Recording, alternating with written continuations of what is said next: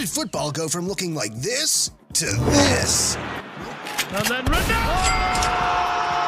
Well, you see, like most things nowadays, football was made in China. It all started about 2,000 years ago when some Chinese villagers got bored and made a ball out of leather, feathers, and hair. And boom, the first football was made. The game was simple back then. None of that offside and red card nonsense. Just a couple of guys kicking a ball between bamboo cones in the streets of China, and it was called Cuju. This Cuju was played during through medieval times in Europe, but roll on a couple thousand years to 1863 and modern football was born. On October 26, 1863, the English Football Association was formed, and the original football rulebook was written. They prevented players from carrying the ball with their hands, banned violent play, and even introduced the offside rule, or some weird version of it. With this new standard set of rules and the British Empire taking over the world, the game started to spread like wildfire.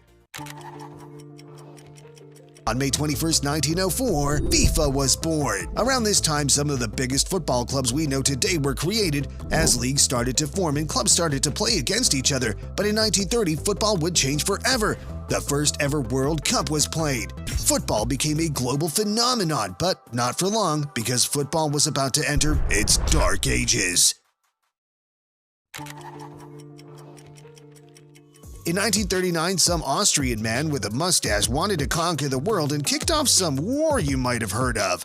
Football was shut down. All competitions were canceled, most players were drafted into the military, and football was at its lowest point in decades. But in 1955, one player would make his debut for Brazil and change the game forever. At 15 years old, Pelé made his debut for Santos and just 2 years later became the youngest player ever to play in a World Cup.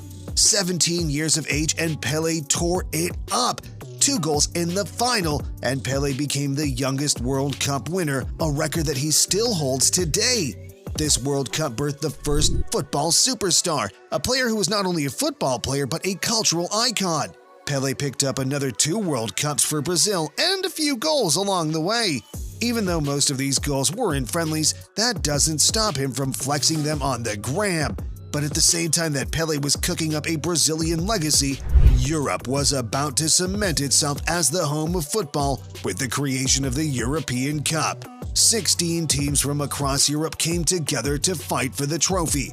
Real Madrid won the first edition of the Cup and the second, and a couple more in a row after that. They had what was considered to be the first ever super team with football icons like Alfredo Di Stefano, Ferenc Puskás, and Raymond Kopa, who cemented Real Madrid as a European powerhouse. In the years that followed, football became known for its superstars, players that transcended the sport